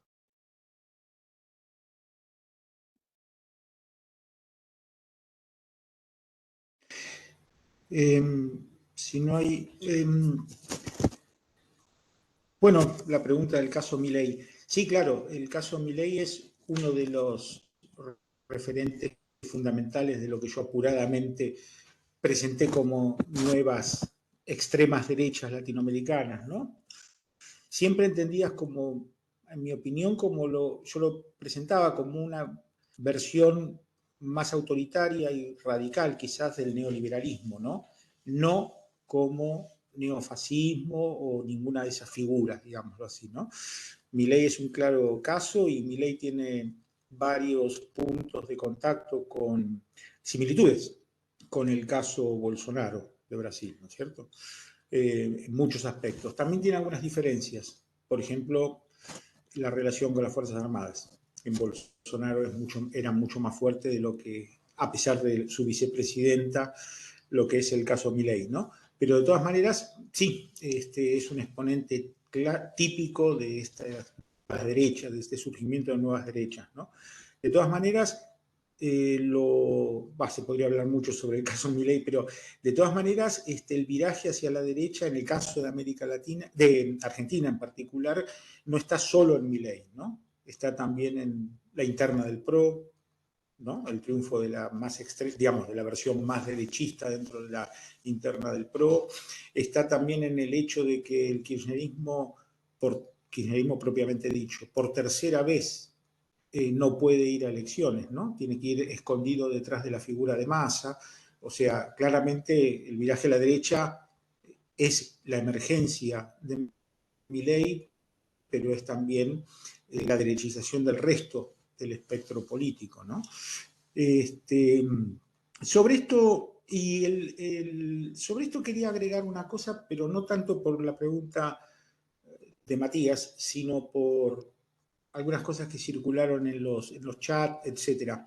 Yo hice toda mi balance, breve balance de la vigencia de la democracia en América Latina, tratando de evitar conscientemente todo el tiempo un concepto normativo de democracia capitalista, o sea, esquivando permanentemente la idea de ilusión democrática, ¿no? La idea de un concepto de wishful thinking, pensar un concepto de democracia normativo y juzgar a partir de ahí la calidad, como se suele decir, de la democracia existente en América Latina, ¿no? Solo por un afán de objetividad, de realismo, ¿no? Pero quiero advertir una cosa, eso no significa que la defensa de la democracia y de los derechos democráticos sea despreciable. Aún en esta versión reducida de democracia, aún en esta versión capitalista, procedimental, si ustedes quieren, de la democracia capitalista merece ser defendida frente a cualquier avance, por eso lo digo a propósito de Milei, avance sobre las libertades y los derechos democráticos, ¿no es cierto? Respecto del chat, la democracia no es un instrumento del poder del capital, eso es reductivo. La democracia es y fue, y está claro en la historia argentina, aún esta democracia limitada, esta versión capitalista de la democracia, fue en Argentina una conquista, y fue en América Latina una conquista de las masas.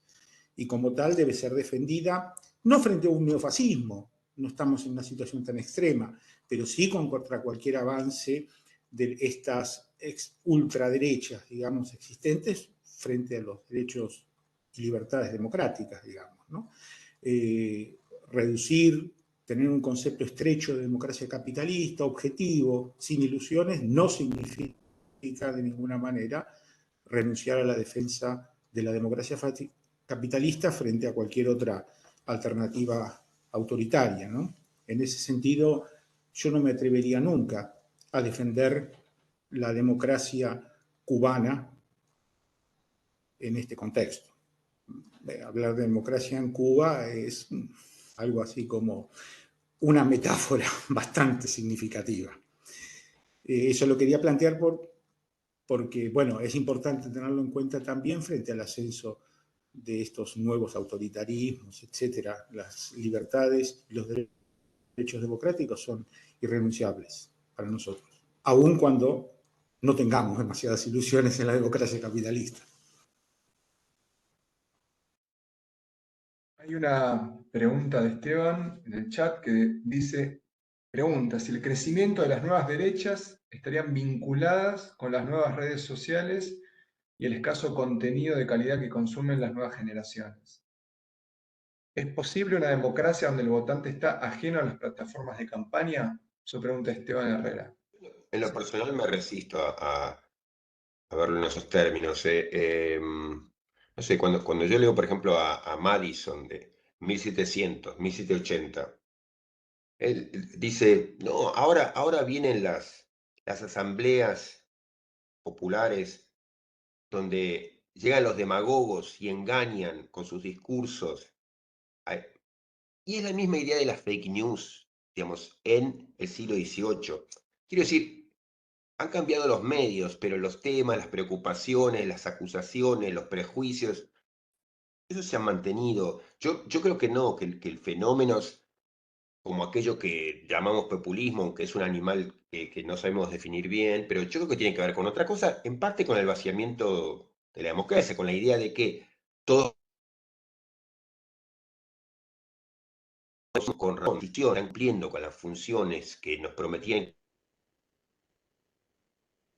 cumplir, y alguien va y trata de saltear por encima de, digamos, del entramado institucional y, digamos, ganar o fortalecer su poder o buscar poder, digamos, a partir de una apelación directa, no mediada institucionalmente, pero no lo vincularía. Yo diría, no, le ponemos mucho más peso del que creo que merece. No digo que uno debe desconocer el peso de las nuevas tecnologías, pero la verdad es que es el mismo discurso que yo leía, que uno puede leer en digamos, varios siglos atrás, ¿no?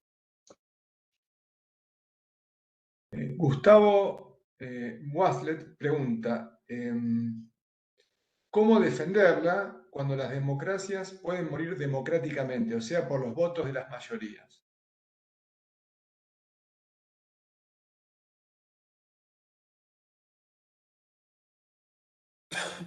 Ahí Yo está el quisiera problema. hacer, Sí.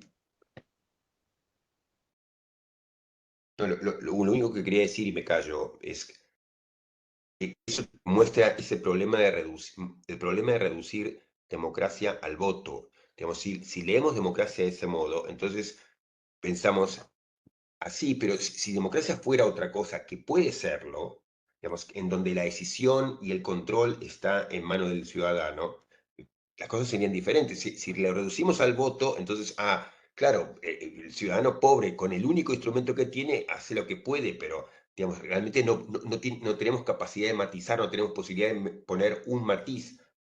Entonces, el voto en ese sentido ha perdido mucho su sentido y por eso, digamos, merece pensarse la democracia de un modo robusto y no reducida a qué hacemos con el pequeño instrumento que nos deja. Claro. Sí, yo quisiera hacer una pregunta. Sí, ¿Sí, puedo? adelante, sí, Facundo. Sí, con esto que hablaban tanto Alberto como Roberto, el tema de las ilusiones democráticas, o sea, pero las ilusiones en general, o sea, ¿hasta qué punto no tendríamos que ver un poco más eso? ¿En qué sentido? Por un lado, las ilusiones, por ejemplo, esto, que pensamos si con el voto lo vamos a parar, con el voto vamos a cambiar. Por otro lado, todo este tema que hablamos antes, ¿no? La democracia sustantiva, o sea, un poco nos terminamos comiendo el consenso de, primero la durabilidad del consenso, porque el consenso del 84 va a ser eterno, y por otro lado, el tema de creer que eso, que democracia, que estamos todos de acuerdo en que democracia es más justicia social, por ejemplo. Después viene Milei y dice, eso es una da.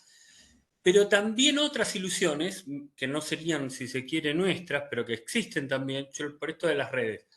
Lo que decía recién Gargarela de la fake news y todo. Pero, por ejemplo, la creencia que no, ahora no es la televisión. Si vos le decís a algunos, los medios, no son, ahora, porque ahora las redes son las que, como si la red fuera algo, ¿no? Como la democracia, como esa idea de la democracia, algo neutro. La red es neutra y la red uno va y tira cosas, ¿no? Que es algo que, bueno, está expuesto a las mismas presiones sociales que el resto de la sociedad capitalista.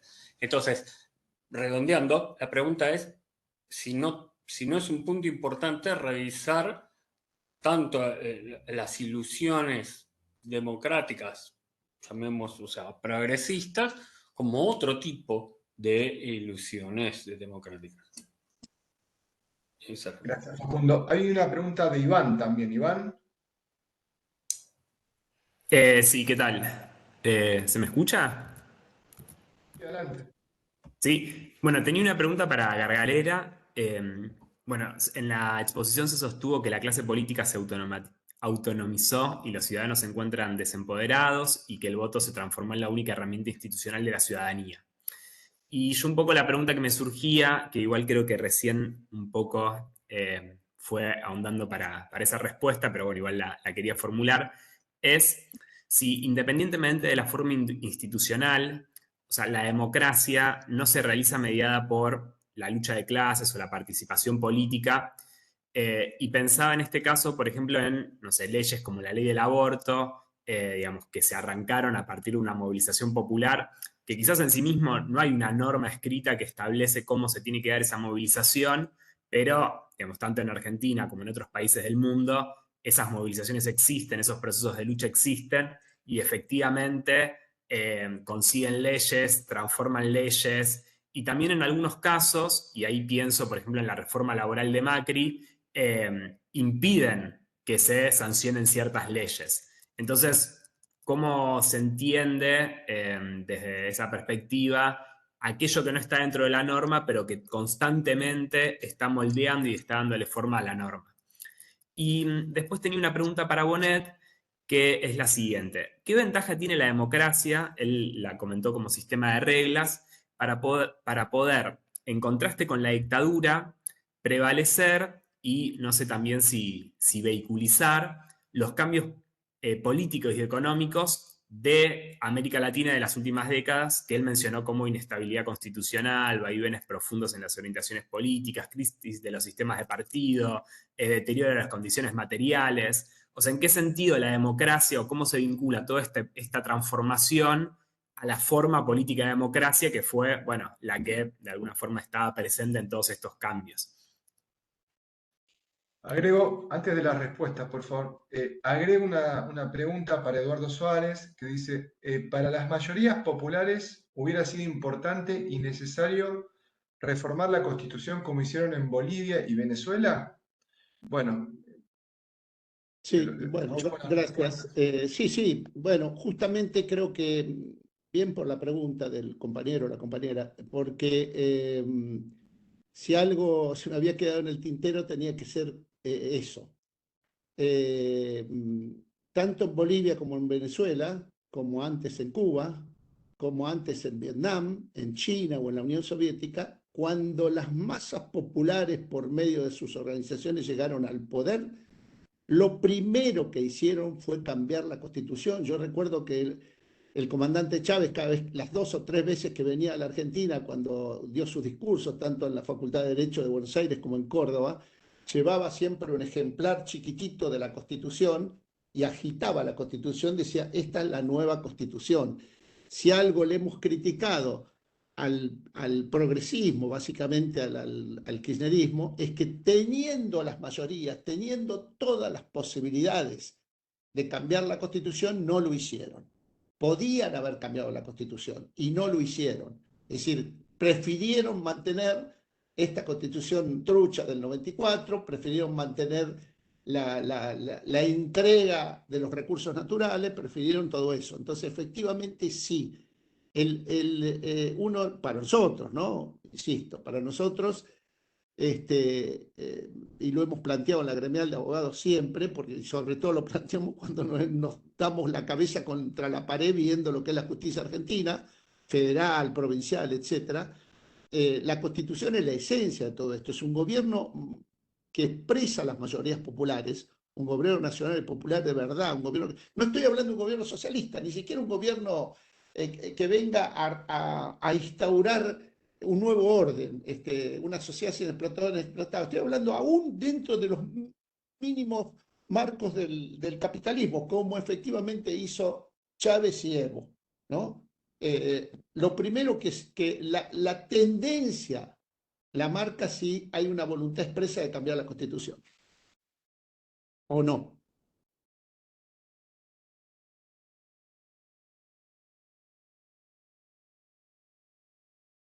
Yo comento un A poco. mí, No, decí, Eduardo, no decí vos primero. ¿sí? No, antes que había quedado colgada, me parece, nos quedó a los tres una pregunta que había planteado Pablo Bonavena sobre el tema del ausentismo, o yo diría el no voto en general, ¿no es cierto? No, yo digo, la naturaleza o la orientación del no voto siempre es dudosa, digamos, ¿no? Porque no es fácilmente determinable qué sucede con el aumento del no voto en las elecciones, ¿no? Pero yo tendría reservas respecto del aumento del no voto en las últimas elecciones, en las PASO argentinas, porque, y lo haría comparándolo con el aumento del no voto por ejemplo, para ser bien polares, en las parlamentarias del 2001, ¿no es cierto? En un contexto ahora de desmovilización y en el 2001 de movilización, ¿no?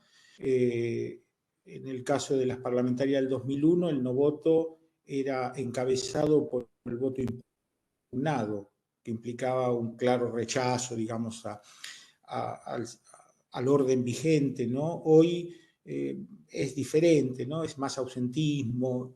Habría que evaluar exactamente qué significa el aumento del ausentismo y en cierta medida más pequeña del voto en blanco en las PASO pasadas, ¿no? Determinar el contenido. Determinar en qué medida es crítico del orden vigente y en qué medida es una versión diferente del rechazo a la casta tipo Milei, ¿no? Hay que evaluarlo eso. Yo no estoy muy seguro sobre la naturaleza del aumento del no voto en las PASO pasadas. Respecto a la pregunta que planteó Iván sobre el tema de la democracia, si es que la entendí bien, para mí es patente que incluso con todo lo que yo dije sobre la naturaleza de la propia democracia y el desarrollo de la reestructuración capitalista con todas sus consecuencias en condiciones democráticas, es claro que hay que defender frente a alternativas peores, más reaccionarias, hay que defender el orden democrático capitalista y todos los derechos y libertades asociadas con ese orden frente a cualquier otra alternativa aún más regresiva, como hicieron en Brasil frente a Bolsonaro y como espero que no tendríamos que hacer acá contra Milei, defender todos los derechos democráticos, incluyendo, como mencionaban antes, los conquistados, por ejemplo, por el movimiento de mujeres y de divergencias sexogenéricas. Está claro, para mí no hay ninguna duda en esa materia, digamos, ¿no? Y un comentario cortito sobre el tema de las reformas constitucionales. Bueno, vuelvo un segundo a la cuestión de Iván. A mí no me gusta ni siquiera la palabra democracia formal. Porque como marxista, forma no quiere decir lo mismo que para cualquiera. La forma tiene realidad, no es una mera forma. Entonces, incluso el uso despectivo de la idea de democracia formal para mí es algo que es dudoso, digamos, ¿no? Sobre las reformas constitucionales, bueno, seguro que Roberto puede decir mucho más que yo porque algo trabajó en eso, digamos, ¿no? Pero bueno, yo no creo que tampoco el hecho de reformar la Constitución per se sea o el orden político institucional en general sea algo progresivo o regresivo. Yo no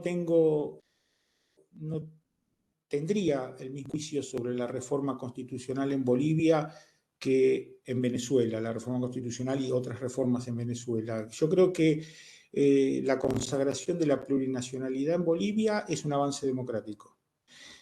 En el caso del orden de la Constitución y del orden político venezolano, yo no estoy muy convencido de que ese orden político sea progresivo respecto de las democracias vigentes en el resto de América Latina. Más bien creo que no lo es en absoluto. O sea, el hecho de que ambos hayan modificado la Constitución no los pone en el mismo nivel, me parece a mí, ¿no? Habría que discutir muy seriamente el caso venezolano. Nos debemos una discusión seria, realista, sobre el caso Venezuela, ¿no?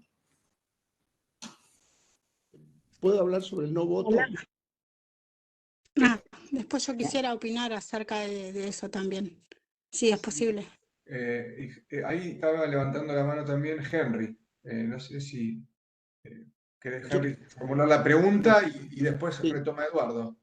Sí, sí. No, no es tanto una pregunta que me gustaría hacer, sino buenas tardes, buenas noches a todos. Soy Henry, soy de Haití. Soy el coordinador del Comité Democrático Haitiano en Argentina y para el Cono Sur. Me gustaría, si me permiten, hacer 2 o 3 reflexiones a lo que acabo de escuchar o lo que escuché. Yo creo, en primer término, había que ver un costado que para mí es importante.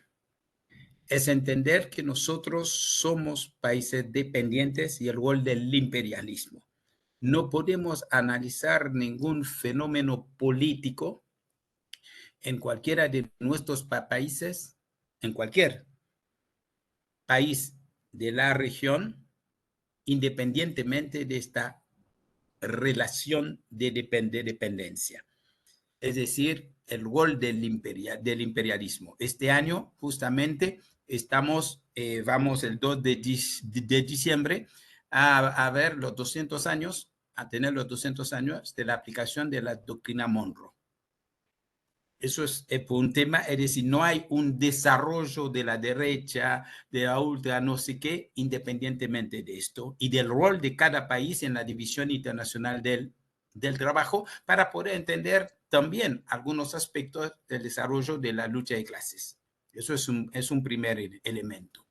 Recién Alberto dijo algo, es real, si el hecho que haya cambios constitucionales en un país y en otro no significa que sean iguales, obvio. Pero yo creo que Eduardo trataba de decir que hay una tendencia cuando hay un cambio que proviene abajo de realmente establecer nuevas reglas.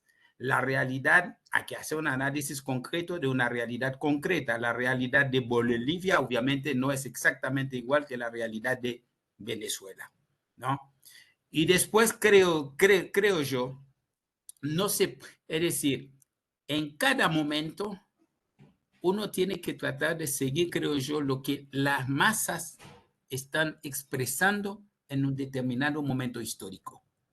Es decir, las interpretaciones pueden hacerse, pero fundamentalmente en función del nivel de desarrollo de la lucha de clase y de la conciencia para sí. Yo no, principalmente en el caso nuestro haitiano, que es el eslabón más débil de la cadena de dependencia, porque a nosotros nos atribuyeron el rol de división de país productor de mano de obra súper barata.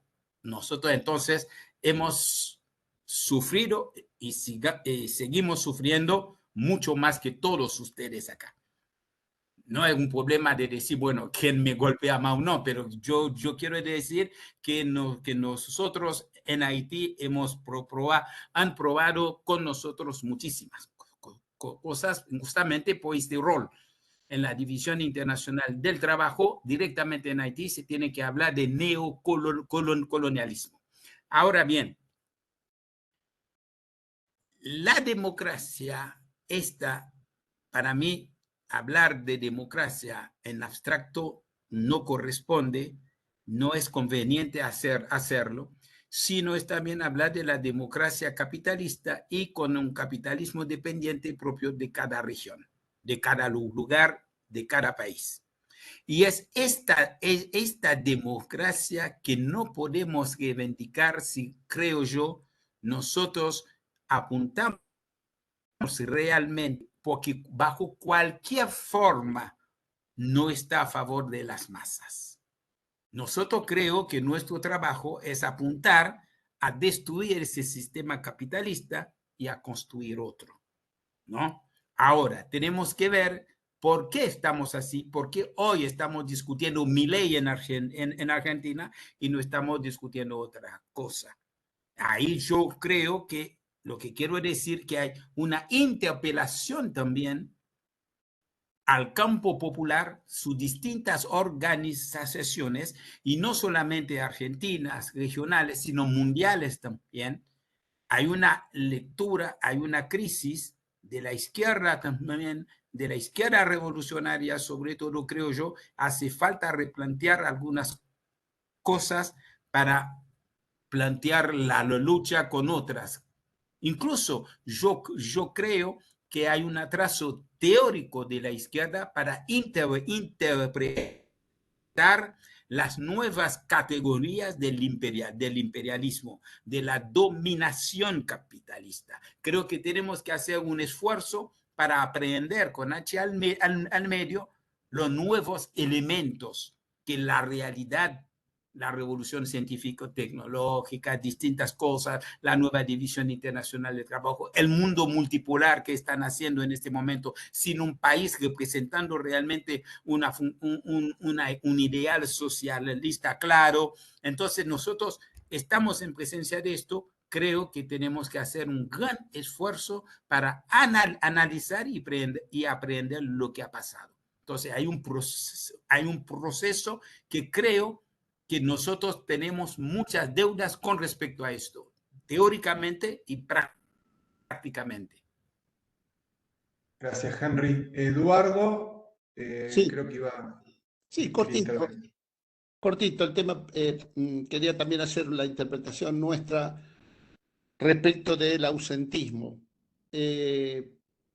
No nuestra como gremial de abogados, sino nuestra como militante, por lo menos lo que surge del trabajo de base en muchas provincias, en muchos barrios pobres, en campesinos, en estructuras donde uno tiene inserción. Y en general hay un desazón, hay un descreimiento absoluto a esta representación política, un descreimiento absoluto. Entonces, frente a tres opciones de derecha, salvo que me digan que algunas de las tres opciones no son de derecha, pero a tres opciones de derecha, y supuestamente la que se agita como el mal menor es la más ligada a los yanquis. Porque si dijeran, bueno, el mal menor, porque es medio pro, no, es la más ligada a los norteamericanos. Es más, yo creo que los gringos del norte, a donde más apuestan, no es un loco como Milei, porque Milei no les da estabilidad.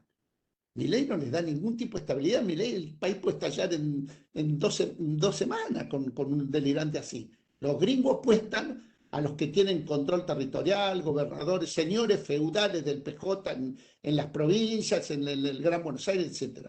Entonces, frente a eso, me parece que gran parte, contestando la inquietud de Pablo, gran parte de la abstención es un alto nivel de conciencia, no es un bajo nivel de conciencia. Gran parte de los que no van a votar, lo mismo que los que votan en blanco, o los que anulan su voto, tienen que ver con un nivel de rebelión frente a esto. Y yo diría más, y con esto termino la respuesta a Pablo. Si tenemos tres opciones de derecha, nosotros decimos que el que suba tiene que subir débil, porque el que suba, aunque sea el mal menor, si va con el 80% de los votos, o el 80% o 90% de la presentación a votar, es un poder que le estamos dando para continuar con la represión, con la explotación capitalista, con el saqueo imperialista. Al revés, el que suba tiene que subir débil, no tiene que subir fuerte, tiene que subir deslegitimado para poder darnos espacio, salvo que nos querramos pelear, salvo que digamos, no importa, quedamos en nuestras casas, pero los que organizamos, los que planteamos un proyecto a 20 años, no a mañana, sabemos que un pibe que hoy tiene, que es no sé, un bebé o un bebé gestado o el hijo de 2 o 3 años de una compañera que milita, ese compañero puede dirigir un proceso revolucionario dentro de 20 años, ese pibito. Entonces tenemos que apostar a eso, al menos nosotros lo hacemos. Entonces, el que suba tiene que subir deslegitimado, tiene que subir débil, porque si sube fuerte, nos incorpora la penetración imperialista también de esa fortaleza. Entonces, la abstención, el voto en blanco o el no voto, en gran medida, no sé si todo, en gran medida es un nivel de conciencia, un alto nivel de conciencia. Hola. Sí, te escuchamos. Disculpas, ¿puedo opinar? Porque están, por ahí no sé, toqué algo y no veo bien toda la pantalla. Entonces no sé si hay otra gente también. No, te escuchamos, Luciana, por favor, si es una intervención que no sea muy extensa. No. Eh, varias cosas que uno, bueno, en primer lugar, está bueno participar de estos espacios. Hace mucho tiempo que no participo. Soy del oeste profundo. En general no estoy muy acostumbrada a intervenir, por eso espero que se entienda lo que quiero decir. Trabajo con pibes en secundaria y trato de bajar un poco lo que se está diciendo a lo cotidiano, al día a día, a cómo a los pibes les afecta no solo las redes, sino todas estas rencillas entre los distintos, supuestamente distintos políticos que se postulan y bueno, concuerdo con algo que se dijo, que es esto de que el no voto y el no llamado a participar es porque de alguna manera nos han hecho creer que la única forma de participar es cada 4 años en las urnas y bueno, los pibes por ahí están un poco en esa y en general creo que el no voto tiene que ver con algo del despertar de la conciencia y del no querer participar de esta burla y de este espectáculo ya demasiado asqueroso, que es la democracia, que hoy en día se disfraza de más derecha, menos derecha, de acuerdo al contexto. Ustedes lo deben saber mucho mejor que yo, históricamente cómo se fue disfrazando, más facho, menos facho, pero digo, nunca estuvo del lado de los trabajadores ni del lado de los explotados la democracia. Y con respecto a los derechos que fuimos ganando, lo ganamos en la calle con sangre y poniendo el cuerpo. No es algo que la democracia nos otorgó. El pueblo siempre luchó en democracia o no democracia. Siempre salió a las calles. No estamos tan dormidos ni estamos tan inconscientes. Lo que pasa es que sí se ha trabajado mucho para silenciarnos, para confundirnos, para adormecernos, con la tecnología, con lo que fuera. Pero quizá no hay que tampoco subestimar a la gente que día a día no está cómoda con esta democracia, ni con esta ni con ninguna, porque defender un sistema que nos oprime y nos explota cotidianamente no es cómodo para lo que la luchamos todos los días y realmente, más allá de todas las cuestiones teóricas, y con esto no quiero desmerecer nada de lo que se dijo, al contrario, me llevo un montón de cosas para seguir nutriendo mi análisis y demás. Lo que veo es que la gente está harta y que sí es una mínima conciencia, un despertar, un despabilo urgente que se está dando y que no hay que dejar de verlo y hay que respetarlo. Hay que respetarlo y hay que foguearlo, porque del otro lado nos están adormeciendo y tirando somníferos cotidianamente. Pero de este lado, los conscientes, los luchadores, los críticos, los que queremos un mundo distinto, los que soñamos con una utopía, los que pensamos en el mañana, creo que tenemos que foguearlo y darle la mano, abrazar al que está en descontento con esto, porque no es poco el descontento. Así que bueno, disculpa, estoy muy aifónica, estuve muy enferma y espero que se haya entendido. Muchas gracias.